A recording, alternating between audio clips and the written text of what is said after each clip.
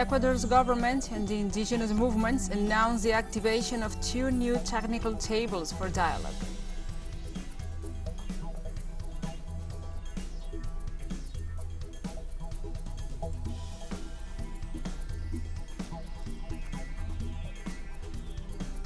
China demanded the United States to abide by the One China principle and to stop taking provocative actions on the Taiwan Straits.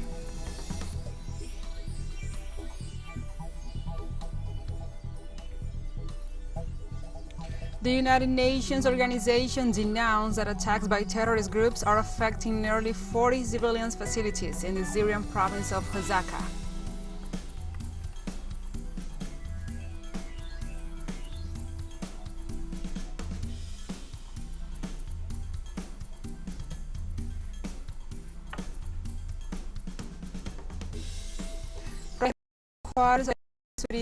Havana, Cuba. This is from the south. I'm your anchor, Gladys Quesada, and these are the news. In Ecuador, the government and the indigenous movements announced the activation of 2 new technical tables for dialogue. The Confederation of Indigenous Nationalities, CONAIE, announced the installation of the 2 technical tables as for Wednesday, September 14th, and will address collective rights, security, and justice. CONAIE President Leonidas Issa stated that in the last round table, they will discuss the issue of general and integral reparation for state violence victims during the last mobilizations in June. The indigenous movements also denounced the lack of will of Guillermo Lazo's government in the application of the agreements resulting from the talks.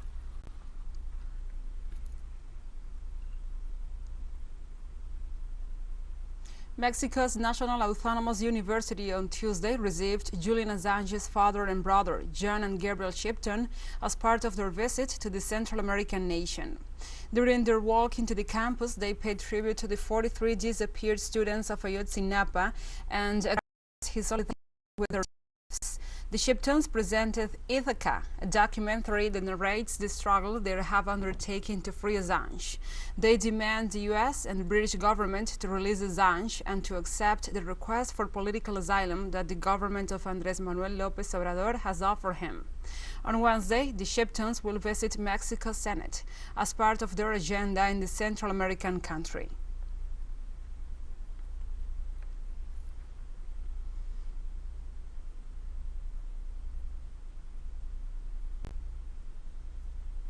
And John Shipton, Julian Assange's father, stressed his son is not a criminal, but a journalist that fulfilled his professional and ethical duties. Do not tremble with indignation over the treatment of Julian Assange, a publisher, a journalist who has committed no crime whatsoever and has faced 13 years of unscrupulous lies and slander, the most vicious hatred, and the most powerful malice, malignant malice, extending over a period of 13 years, for simply publishing the truth of circumstances of the United States in the Iraq war files, the Afghan war logs. For his part, Gabriel Shipton, Assange's brother, condemned the privacy and human rights violations against Assange. Example of how corrupted these proceedings have become is that during Julian's time in the Ecuadorian embassy after 2017, the security company that was supposed to be protecting Julian inside the embassy became a CIA asset. They installed high-definition cameras inside the embassy. They installed microphones inside the embassy and proceeded to record all of Julian's meetings with his lawyers, with his visitors who are among journalists and intellectuals, and also with his doctors. Panama's criminal court held its second day of the preliminary hearings on the case of the bribes paid by the Brazilian construction company Odebrecht to gain access to large construction works in the Central American nation. While the corruption scheme spans over a dozen countries in Latin America, in Panama it involved former presidents Ricardo Martinelli and Juan Carlos Varela, as well as 50 other people accused of money laundering. The Special Anti-Corruption Prosecutor Office of the Public Ministry is requesting a trial on charges of money laundering and corruption of public officials. The Brazilian construction company allegedly paid more than $100 million in bribes to gain access to state contracts and other concessions in Panama between 2010 and 2014 during Martinelli's administration.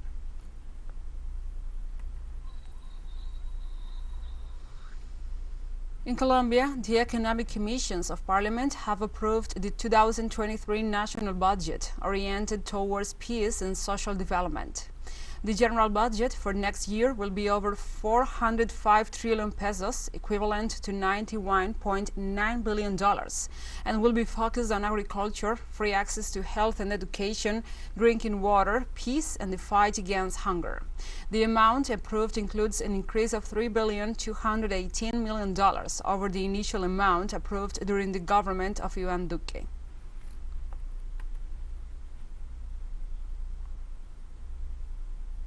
Bolivia and Peru agreed on Tuesday to jointly promote the development of the ILO port located south of the Peruvian coast. Delegations of both countries met at the Bolivian Foreign Ministry to sign the cooperation agreement, which includes a 30% discount on tariffs for Bolivian cargo in transit and additional 5% for containers. The authorities present, including the Bolivian Foreign Minister Rogelio Mayra and the Peruvian Vice President of Foreign Trade Miguel Milian Palomino, agreed that the main objective of the initiative is to consolidate the port of ILO as a real alternative for Bolivian foreign trade under mutually beneficial conditions.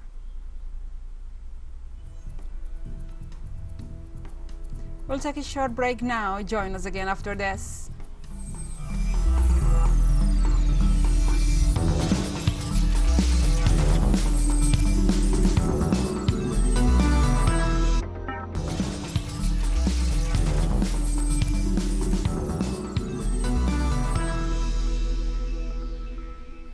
Welcome back to From the South.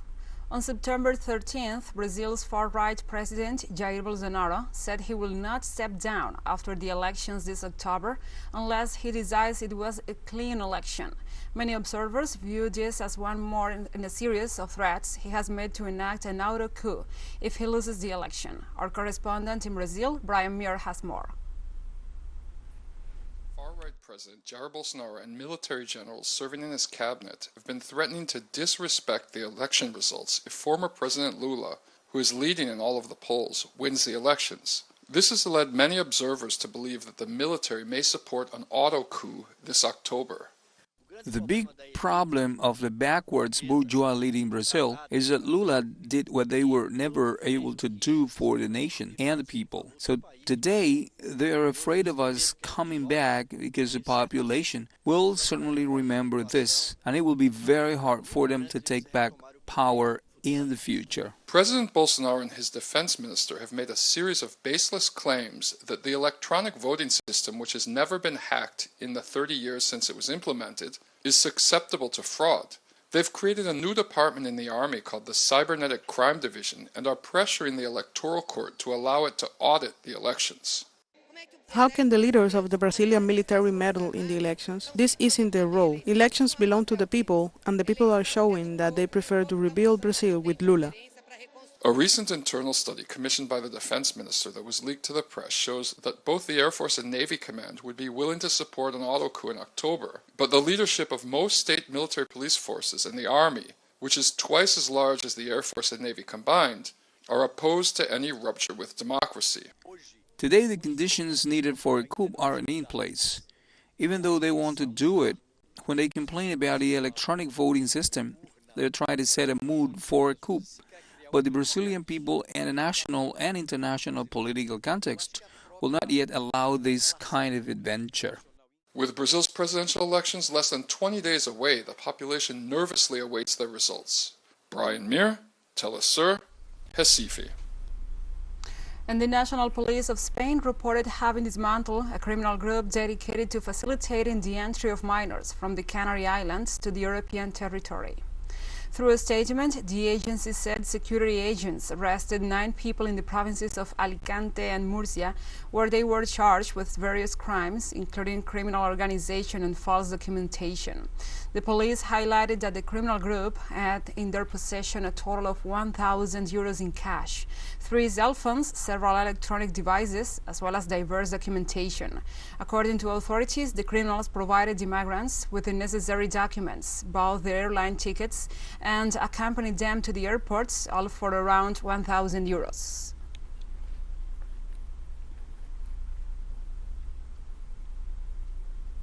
A collective security treaty organization mission led by its Secretary General Stanislav Zas will travel to Armenia in order to evaluate the situation in the region.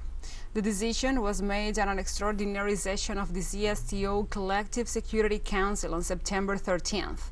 Participants of the session discussed the aggravation of the situation in certain areas at the Armenian-Azerbaijani border and ways to provide assistance with resolving the situation. Besides the organization's Secretary General, its Chief of Staff, Anatoly Sidorov, and the representatives of the CSTO member states will take part in the mission.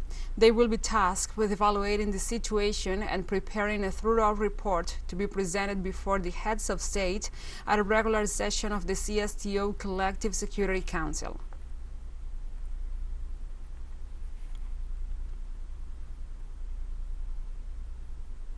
China demanded the United States to abide by the One China principle and the provisions of the 3 China-U.S. joint communiques. The Chinese government also called the U.S. to stop taking provocative actions on the Taiwan Straits. During a routine media briefing, Mao Ning, spokesperson of the Chinese Foreign Ministry, said only by returning to the One China principle and the 1992 consensus can peace and stability across the Taiwan Straits be effectively ensured. The spokesperson also highlighted that the root cause of the current tensions is that the One China principle has been challenged, and the Democratic Progressive Party authorities have kept pursuing a separatist agenda. According to the Western media, the U.S. Senate Foreign Relations Committee is expecting to have a draft on the so-called Taiwan Policy Act on Wednesday.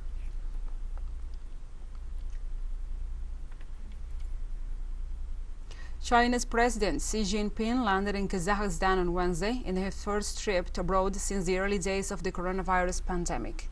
Xi Jinping was greeted at the airport in Nur-Sultan by his Kazakh counterpart Kassym-Jomart Tokayev. During his 3-day visit to Central Asia, the Chinese head of state will attend a leaders' summit of the Shanghai Cooperation Organization in Uzbekistan, where he is expected to meet with his Russian counterpart Vladimir Putin. The Chinese leader said his country is willing to work with Kazakhstan to deepen cooperation in law enforcement, security and defense, as well as fighting drug trafficking and transnational organized crime.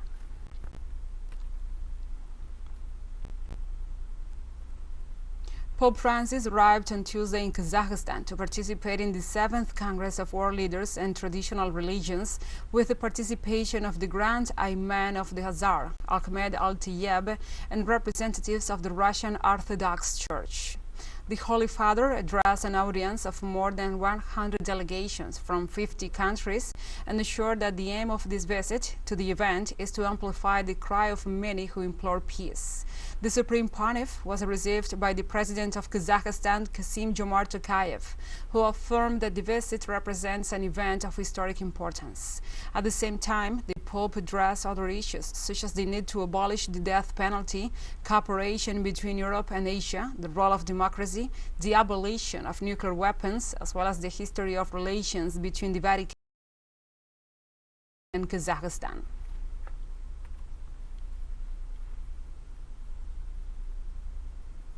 South Korea on Wednesday fines Google and Meta a combined $72 million for tracking the online behaviors of consumers without proper consent and using their information for targeted advertisements. The country's Personal Information and Protection Commission stated it fined Google with $50 million and Meta with $22 million after a panel meeting where officials agreed that the company's business practices will potentially put the users at risk of serious privacy infringement. The commission said that the fines represented South Korea's biggest penalties issued for privacy law violations. They also ordered the companies to provide an easy and clear process of consent.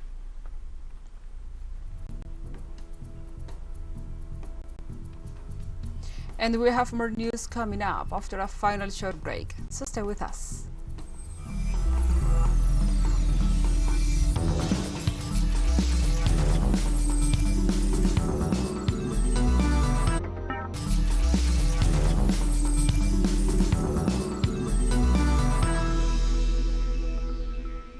Welcome back to From the South. The United Nations organization reported that nearly 40 civilian facilities in the Syrian province of Hazaka were damaged or destroyed following fighting between terrorists and security forces.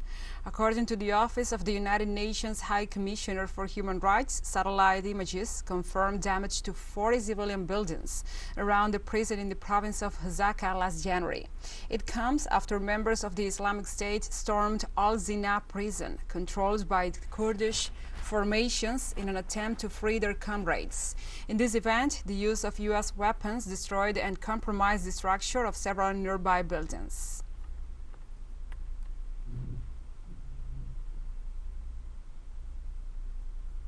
The United Nations expressed serious concern over the ongoing cholera outbreak in Syria after a total of 26 cases were confirmed in the country.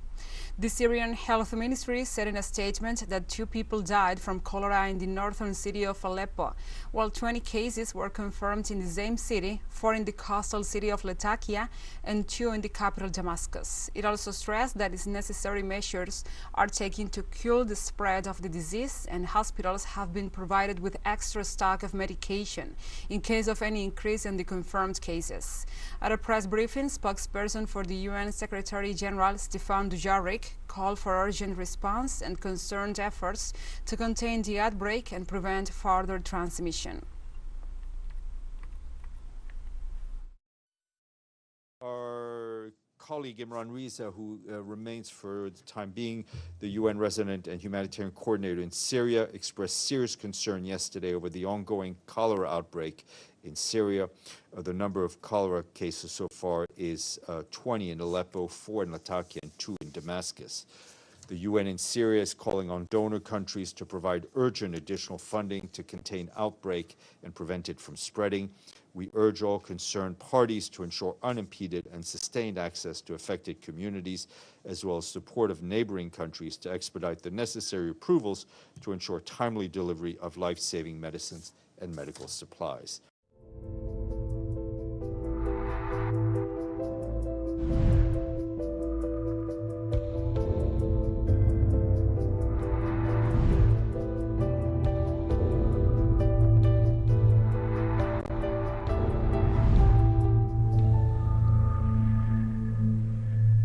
Now we move on to other topics. The World Health Organization said on Wednesday that the COVID-19 pandemic is not over and that it has shown the necessity of transitioning to digital health platforms. Speaking at the 72nd session of the WHO Regional Committee for Europe held in Tel Aviv, Israel, Regional Director Hans Kluge said countries must bring their health systems online, especially in the aftermath of the pandemic, which show how essential digital systems have become. He also pointed out that Israel, as a leader in the area, Israeli Health Minister Nitzan Horowitz said the country was planning to build an international digital health center to guide other nations transitioning towards online health.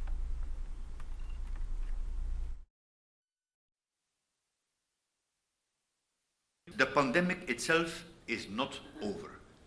Many journalists are asking me, has the virus now gone? No, the virus has never gone. It keeps changing, it keeps taking unnecessary lives, last week alone more than 3,000, but we are much better prepared, so there is really reason for optimism.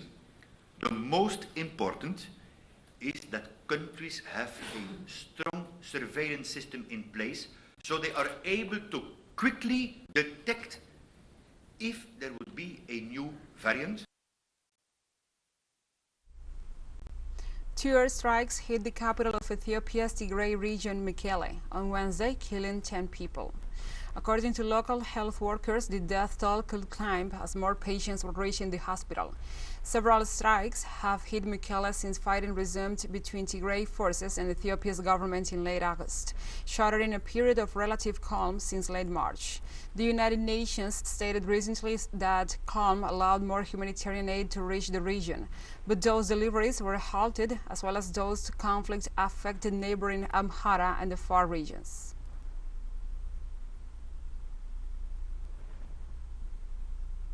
TeleSUR English continues to grow. Its signal now reaches Europe. You can order it from your cable dealer or tune it yourself. These parameters that you see on the screen are in place since July 1st. Quite soon, further changes will be implemented for the signals in the Middle East and Africa. Now, more than ever, the world connects to us, and our stories are heard in other further away nations. This news multi-platform will continue providing truthful content to oppose the hegemonic media's narrative and our faithfulness to our audience. And we have come to the end of this news brief. But remember, you can find these and many other stories on our website at telesurenglish.net. And also, if you feel so inclined, please join us on social media for all the latest news. We are on Facebook, Twitter, Instagram, and Telegram. And now you can also follow us on our TikTok account at TeleSUR English, in which you will be able to see news in different formats, news updates, and more.